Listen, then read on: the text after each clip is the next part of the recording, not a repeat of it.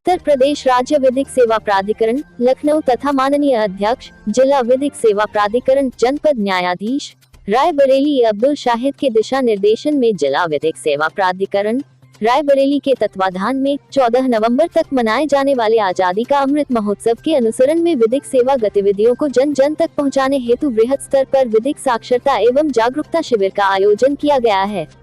आपको बता दें कि इसी क्रम में आज जनपद के महाराजगंज ब्लॉक के अत्रेहटा, जेहवा कुबना तथा कुसुली सागरपुर ग्राम पंचायतों में विधिक शिविर आयोजित कर लोगों को विधिक अधिकारों के प्रति जागरूक किया गया। इस मौके पर सचिव जिला विधिक सेवा प्राधिकरण सुमित कुमार द्वारा राष्ट्रीय विधिक सेवा प्राधिकरण, राज्य विधिक सेवा प्राधिकरण व जिला विधिक सेवा प्राधिकरण के कार्य व उपलब्ध योजनाओं, मुख्यमंत्री बाल सेवा योजना व सरकार की अन्य लोक कल्याणकारी योजनाओं के बारे में लोगों को विस्तार पूर्वक जानकारी प्रदान की गई। इस कार्यक्रम में तहसीलदार महाराजगंज अनिल कुमार पाठक, ग्राम प्रधान कृष्णावती, प्रधानपति विशेषर लेखपाल विपिन मौर्य, पैराविधिक स्वयं सेवकों दुष्यंत कुमार, ब्रिजपाल, पवन श्रीवास्तव, स्वप्निल वर्मा, आलोक कुमार, राम कुमार, कालिका प्रसाद, आशीष भटनागर आदि उपस्थित रहे। सचिव सुमित कुमार ने अपने संबोधन के दौरान बताया कि विधिक सेवा प्राधिकरण के तहत निःशुल्क कानूनी सहायता प्रदान की जाती है, विवादों के निपटारे के लिए वैकल्पिक प्रावधानों को प्रोत्साहित किया जाता है तथा अपराध पीड़ित व्यक्तियों को मुआवजा दिलाने का प्रावधान है। इसके तहत पीड़ितों को निःशुल्क कानूनी सहायता भी प्रदान की जाती है। उन्होंने कहा कि विधिक सेवा प्राधिकरण आपके कानूनी अधिकारों के संरक्षण के लिए सदैव प्रतिबद्ध है। यह सेवाएं निःशुल्क कानूनी सेवा सभी सिविल, फौजदारी, पारिवारिक, राजस्व व प्रशासनिक मुकदमों के लिए दी जाती है। उन्होंने कहा कि निःशुल्क कानूनी सेवाएं प्राप्त करने के लिए आप अपने निकटतम विधिक सेवा संस्था, फ्रंट ऑफिस, जिला न्यायालय परिसर, वैकल्पिक विवाद समाधान केंद्र में लीगल सर्विसेज क्लिनिक अथवा जिला विधिक सेवा प्राधिकरण रायबरेली से संपर्क कर सकते हैं। इसी क्रम में महाराजगंज तहसीलदार अनिल कुमार पाठक ने जीवन या व्यक्तिगत स्वतंत्रता संबंध में विधि द्वारा स्थापित प्रक्रिया के बारे में बताया कि महिलाएं व 18 वर्ष तक के बच्चे, अनुसूचित जाति व जनजाति वर्ग के लोग, विभिन्न प्रकार की आपदा तथा जातीय हिंसा, बाढ़, भूकंप पीड़ित व्यक्ति, कारावास में निरुद्ध व्यक्ति, मानव तस्करी से आहत, शोषण या बेगार से पीड़ित व्यक्ति, औद्योगिक कामगार, मानसिक रूप से अक्षम या दिव्यांग व्यक्ति, वार्षिक आय 3 लाख के सामान्य जन यह प्रक्रिया अपनाकर कार्यवाही का अधिकार के तहत 45 दिन से पहले कार्यवाही पूरी करके लाभ ले सकते हैं। आइए देखते हैं इसके इंडिया न्यूज के लिए रायबरेली से रजनीकांत अवस्थी की रिपोर्ट। तहसील, थाने, कलेक्ट्रेट के चक्कर लगाते रहते हैं और हमारी समस्याओं का समाधान नहीं हो पाता है। तो आज़ादी के अमृत महोत्सव के उपलक्ष्य में गांव-गांव विधिक जागरूकता कार्यक्रम इसीलिए आयोजित किया जा रहा है ताकि आपको जो आपसे संबंधित कानून हैं, छोटी छोटी बातें हैं, उनसे आप लोगों को जागरूक किया जा सके, उनके बारे में बताया जा सके। तो मैं बहुत संक्षेप में राजस्व विभाग से संबंधित जो योजनाएं, जो सेवाएं प्रदान की जाती हैं, उनके संबंध में आप लोगों को बताऊँगा। पहले तो हमारे यहाँ है वरासत का प्रावधान है, निःशुल्क प्रावधान है। जब कोई व्यक्ति जो खतौनी में खातेदार होता है, कृषक होता है, उसकी मृत्यु हो जाती है तो उसकी वरासत लेखपाल द्वारा की जाती है। अब ये प्रक्रिया पूर्णतः ऑनलाइन कर दी गई है। आपको जन सेवा केंद्र के माध्यम से उनका शुल्क देकर एक आवेदन कराना होता है। आवेदन के पश्चात लेखपाल जाँच करते हैं, जाँच करके अपनी रिपोर्ट अग्रसारित करते हैं। फिर राजस्व निरीक्षक उस रिपोर्ट का परीक्षण कर आदेश पारित कर देते हैं।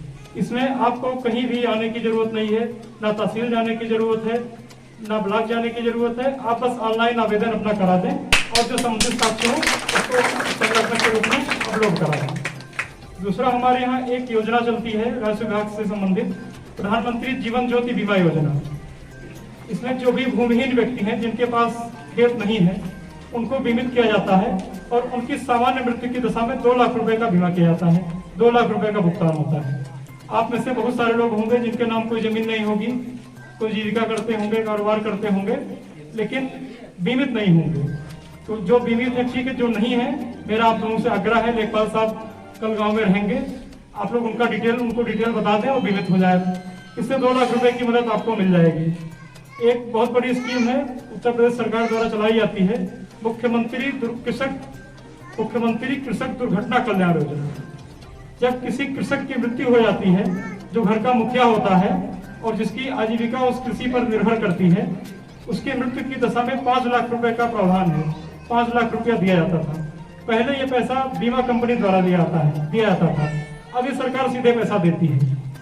जब किसी काश्तकार की मृत्यु हो जाती है तो उसके जो वारिस हों उनको 45 दिन के अंदर आवेदन करना होता है।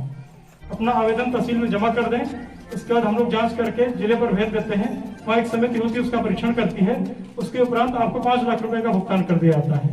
इसमें एक और व्यवस्था है, जो रजिस्टर्ड बटाईदार हैं, जिनके नाम खेत नहीं है लेकिन वो पंजीकृत बटाईदार हैं, उनको भी सुविधा मिलती है। उनकी भी मृत्यु पर 5 लाख रुपए देने का प्रावधान है। बस इसमें यह ध्यान देना होता है कि समय से हमें अपना क्लेम प्रस्तुत करना होता है।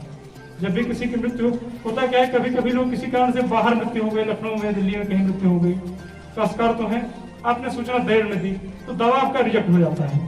तो इसका समय पत्ता का ध्यान रखें कि 45 दिन के भीतर अपना दावा प्रस्तुत कर दें।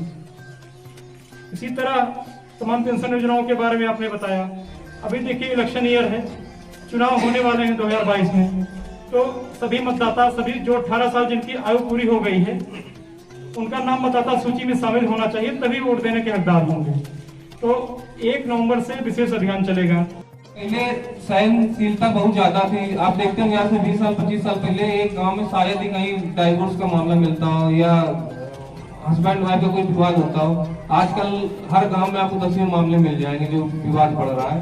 तो न्यायपालिका के ऊपर दबाव बढ़ रहा है इससे बहुत ज्यादा। भाई जज साहब को उठते ही है, इंफ्रास्ट्रक्चर उतना ही है, मुकदमे बढ़ेंगे तो उनका निपटारा बहुत देर से हो रहा है। तो इसके लिए सरकार की प्राथमिकता ये है कि जो आज से 20-25 साल पहले हम लोग प्रक्रिया अपनाते थे, गांव में कोई विवाद हुआ, अगर कोई मियां बीवी का विवाद हुआ तो 20 साल पहले क्या करते थे, कचहरी जाते थे, नहीं जाते थे, समाज के 4 लोग बैठे, उनका समझौता करा दिए, या भाई भाई विवाद हुआ तो समझौता करा दिए। तो वही काम हमारी संस्था आज की तारीख में कर रही है।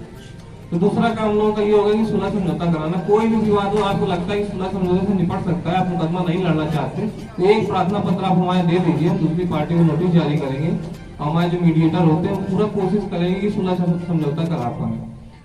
तीसरा काम हम लोगों का ये है कि अन्य विभागों में जो समस्याएं हों, जैसे अभी योजनाएं हमारे आदरणीय तहसीलदार साहब बता रहे थे योजनाएं, तो कई बार ऐसा होता है कि जानकारी के अभाव में, या फिर कई बार होता है कि जो बाबूशाही सिस्टम है कि बाबू लोग लटकाते हैं उसको कई कारणों से। तो किसी भी तरह की किसी भी विभाग की कोई समस्या हो, तो अगर आपको लगता है कि हमारे साथ गलत हो रहा है, अन्याय हो रहा है और संबंधित विभाग को हमें लाभ देना चाहिए तो नहीं दिया गया, संबंधित विभाग को समस्या निपटानी चाहिए कि नहीं निपटाई गई है, तो एक प्रार्थना पत्र आप लोग दे देंगे हमारे यहाँ, तो हम लोग उसका संबंधित विभाग से तुरंत निराकरण कराते हैं। हम लोग उनको कानूनी उससे पूछेंगे कि भाई आप इतना समय सीमा इसमें ये चीज है, आप क्यों नहीं करके दिखाएं। तो लोग मतलब हमें नहीं बता पाएंगे, जो आप लोगों को बेवकूफ बनाने की कोशिश करते हैं वो नहीं कर पाएंगे। हालांकि आजकल जो शासन मतलब सरकार की जो प्रणाली है, कार्य प्रणाली सब ऑनलाइन होता जा रहा है, ट्रांसपेरेंसी बढ़ती जा रही है, वो मतलब लिखा पढ़ी वाला सिस्टम सब ऑनलाइन हो गया, तो कुछ छुपाने के लिए बहुत ज्यादा बची नहीं है बहुत सी चीजें। लेकिन फिर भी कहीं कोई परेशानी आ रहा हो, जैसे कोई पात्र महिला हो, उसको विधवा पेंशन न मिल रहा हो, वृद्धावस्था पेंशन न मिल रहा हो, पात्रता की श्रेणी में आ रही है और उसको नहीं मालूम फार्म कैसे भरना है, तो अगर हम तक सूचना पहुंच जाएगी तो सरकार ने पीएलबी नियुक्त कर रखे हैं। जैसे पीएलबी साहब इधर बैठे हैं, आप पीएलबी साहब बैठे हैं, तो इन लोगों का काम यही है कि संबंधित योजनाओं के लिए आप लोगों को सही जानकारी देना, आप लोगों के फार्म भरवाने मदद करने, ये सब काम इन लोगों के हैं। तो इसी के सबसे पहले अपना परिचय दे दीजिए और कहाँ आए हैं, क्या कार्यक्रम यहाँ आयोजित हुआ है। मैं सचिव जिला विधिक सेवा प्राधिकरण और उत्तर प्रदेश राज्य सेवा प्राधिकरण, राज्य विधिक सेवा प्राधिकरण माननीय जनपद न्यायाधीश महोदय के निर्देश पर गांव-गांव में 2 अक्टूबर से लेकर 14 नवंबर तक विशेष विधिक जागरूकता अभियान चलाया जा रहा है, जिसके अंतर्गत हम लोग गांव-गांव जाएंगे, हर नागरिक को बताएंगे उसके क्या विधिक अधिकार है, क्या विधिक कर्तव्य है, सरकार ने उनके लिए क्या क्या योजनाओं की उपलब्ध, क्या योजनाओं की व्यवस्था कर रखी है, उनके लिए निःशुल्क अधिवक्ता की व्यवस्था कर रखी है, अन्य जो सब भी योजनाएं हम लोगों को जन जन तक उनके लिए पहुंचाएंगे, यही हम लोगों का उद्देश्य है। Thank you. सौंपा गया है सभी तहसीलों में। हमारे माननीय सचिव साहब श्री सुमित कुमार जी, तहसीलदार महोदय और जिले के कई तहसीलों में सब कार्यक्रम चल रहा है। हम लोगों को विशेषकर आप लोगों को यह जानकारी देना है कि जिला विधिक है क्या, जिला विधिक के कार्य क्या है, इसके लाभ क्या है और इससे लोगों को किस प्रकार लाभ मिल सके। तो सबसे पहले हम आपको जिला विधिक के विषय में जानकारी देंगे। ये हमारा जिला विधिक 4 भागों में बटा हुआ है। राष्ट्रीय विधिक सेवा प्राधिकरण, प्रांतीय राज्य विधिक सेवा प्राधिकरण और जिला विधिक सेवा प्राधिकरण और अंत में है तहसील विधिक सेवा प्राधिकरण। तहसील विधिक सेवा प्राधिकरण को बहुत जगह तालुका भी बोलते हैं, तालुका विधिक सेवा प्राधिकरण, जो अपने यूपी में नहीं है, राजस्थान और बहुत जगह पे तालुका बोलते हैं। हमारा कार्य क्या है, जैसे अभी बृजपाल जी ने बताया महिला सशक्तिकरण, महिलाओं पे भी बहुत से अत्याचार हो रहे हैं, तभी सरकार को जरूरत पड़ी कि महिला सशक्तिकरण किया जाए। क्योंकि आज महिलाएं पुरुष से कहीं कम नहीं है। हमारी महिला प्रधान है, हमारी महिला फोर्स में है, हमारी महिला IAS में है, हमारी महिला जुडिशियल में है। पुरुष